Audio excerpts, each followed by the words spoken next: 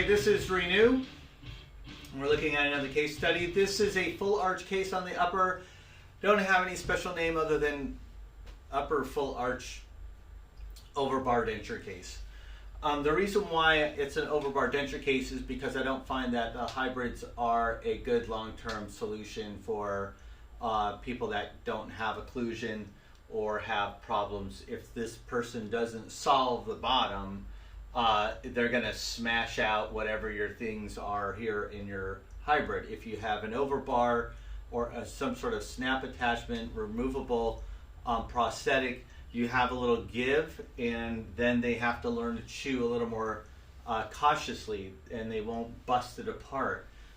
Here, this patient, if she doesn't do the lower teeth here, or as possible, they're going to just smash everything that you have on your hybrid here to pieces, and you're just going to be dealing with that quite a bit. So stay away from fixed hybrids when you don't have full occlusion to full occlusion.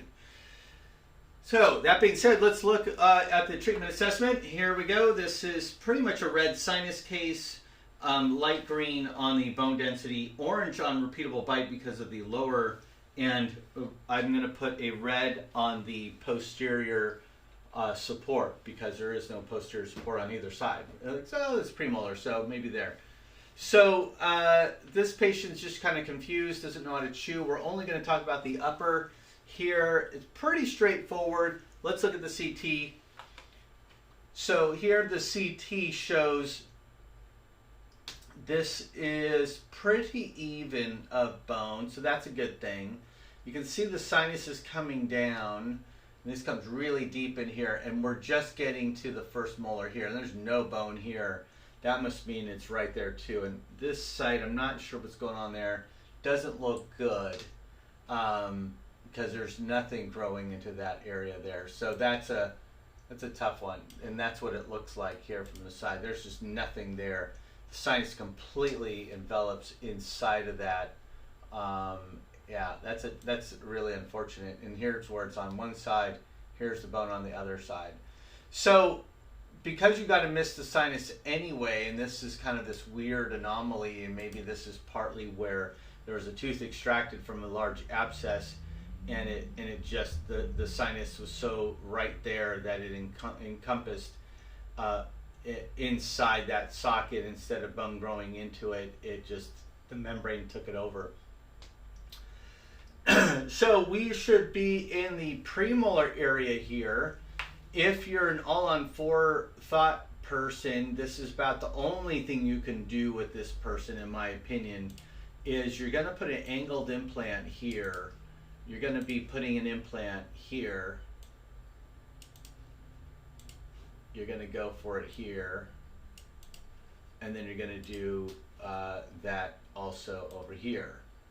So that's the general idea of what you're going to do with this case, and then you're going to bring a bar, locator bar piece that's going to go across here, and your locators are going to be here and possibly here or here, depending on how it actually turns out with the lab. But for sure on the distal side, you're going to be putting it here. So that's not too far from the support onto the molar area, and your prosthetic is going to end right here anyway, and right here. So you can get the full occlusion from this scenario. Let's see about putting an actual implant into this angled area right here. So let's grab an implant and see what it looks like. So this is probably a small diameter. Let's do a 3, 5, or whatever. Let's do it by 11. Let's okay that, and let's flip that around. And so this is where a surgical guide could really help you. Unfortunately, it doesn't help you once you take the teeth out. So a tissue-borne type of guide is fine. I've used this quite a bit in the past, and that could actually work out really well. So there you go. So that would be that. That looks pretty good. The bone looks good all the way around. You know, this viewpoint is angled the way the implant would actually go, and that would be a success. This is what it looks like on the pano view. And let's go to our next one so we can treatment plan that as well. So, there we go. All right. So that bone looks pretty good. And we can do probably a similar size implant there. Let's do the same. I like doing the same implants if we can. I don't like changing sizes, and that makes sure that you have all the right tools available all the time. And I keep a saline bath or a little dish with saline in it for my drills. And so my drills go into this little thing of saline once I use it for one site as I'm going through a sequence. Let's say I want to do one side of the mouth first and then do the second side. I'm always soaking and keeping them sterile in a little dish of fresh saline. So, so then those work out fine. This would be nice. And then you can go over here, and this also is not a problem. You've got that.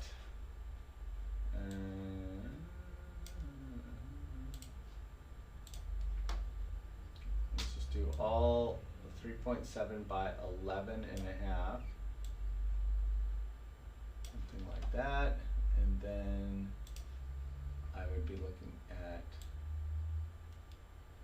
let's make an angle. Let's copy what I just did. That's pretty close. And you can see we do go through that hole here, but that's fine. And it's all the same implant. So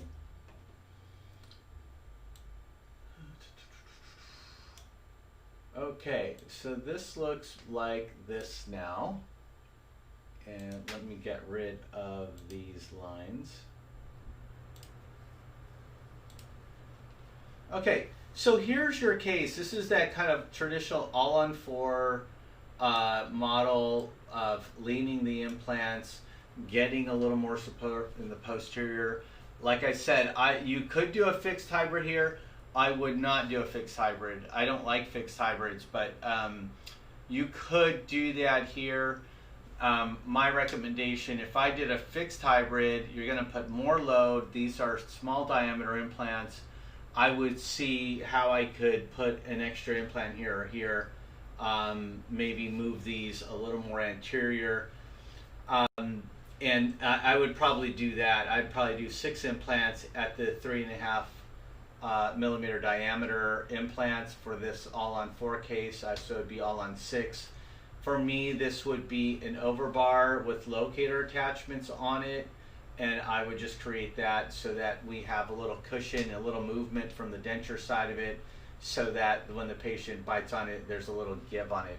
So this is, I would still say that this is a bit of an advanced case, and takes somebody from, let's say, the skilled level of confidence and ability, using a surgical guide, doing the extractions. You could do immediate placements on these, give somebody a full upper denture. I would not be ligating the denture to these implants when you first place them, mainly because if you have a blowout or something wrong with one of these implants here, you don't have a backup, meaning you don't have a lot of bone to work with here. And once you blow it out, or once it blows out, I should say, then you got a bigger problem, because you have to have all of these in all of these sites to be successful. So that's the problem here. You have to, it's kind of like what I always say is, it might be all on 4, but it's none on 3. So this is a none on 3 case if you jeopardize or risk any of these implants in the site. So I would never recommend doing that. And then you also have an opportunity to maybe do something a little bit more with the 6 implants. If you really got to do that, that would be good even for the overbar case. I probably would not be, I mean, this is kind of one of those things, it's a choice thing. How well would it work with the overbar, but then you have hygiene problems versus having locator attachments just directly on the implants. That would work out fine too. These are pretty long implants, and you should be successful with that. I think they have angled locator abutments so that you could actually put the single locator there on the angle. I like having, if you have the angled implants, to straighten everything out, make them parallel, make it right with an overbar. But that does complicate the vertical dimension, that does complicate the cost, that does complicate other things. So I understand if somebody doesn't do that, but that's fine. So it's their prerogative to see, and I don't really have an idea that one would actually last longer than the other. It has a lot to do with the biology of the patient. It has a lot to do with how it all healed and how much they function, how much pressure's on everything. But this would be a successful case, and it would be a good case. This would take about a year maybe to do, or less actually, maybe about 6 months to do this case effectively. And yeah, this is a great strong skill to advanced level case. So great. All right, stay tuned for more case studies. Like us on Facebook, subscribe to us on YouTube, and check us out for some live streams, and subscribe to our channel. Great, thanks.